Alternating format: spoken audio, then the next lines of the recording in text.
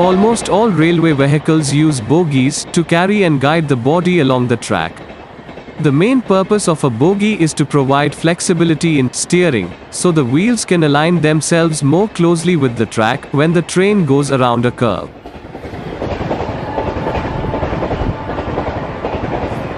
Every bogie has suspension system to protect the body from vibration.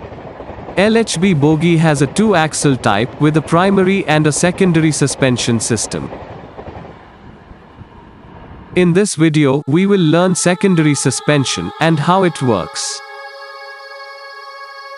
If you're watching the first time, please check out the primary suspension video from the above link or check out the description box.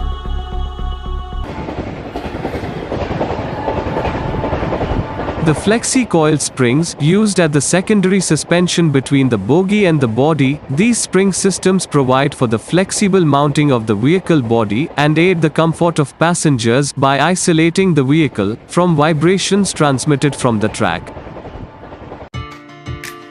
The secondary suspension consists of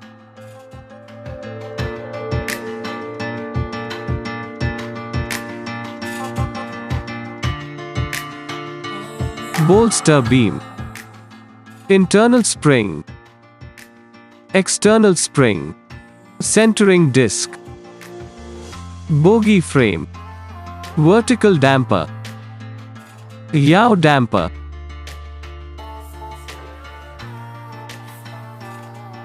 lateral damper, anti-roll bar, traction rod,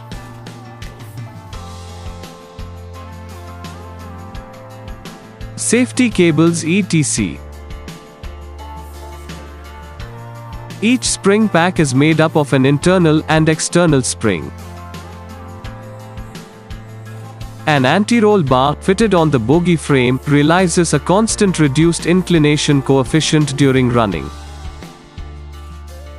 The bogie frame is linked to the bolster beam through two vertical dampers, a lateral damper, four safety cables, and the traction rods. The secondary suspension provides lateral and vertical displacements and rotation of the bogie with respect to the body when the train is running in the curves. The bogie frame is linked to the coach body through two yaw dampers. The bogie frame rests on the primary suspension spring and supports the vehicle body by the secondary suspension. The body load is transmitted through secondary suspension to the bogie frame, and finally, the load is transmitted to the axle and wheels through the primary suspension. Friends, raise your finger and click the share button. To learn more about railway engineering,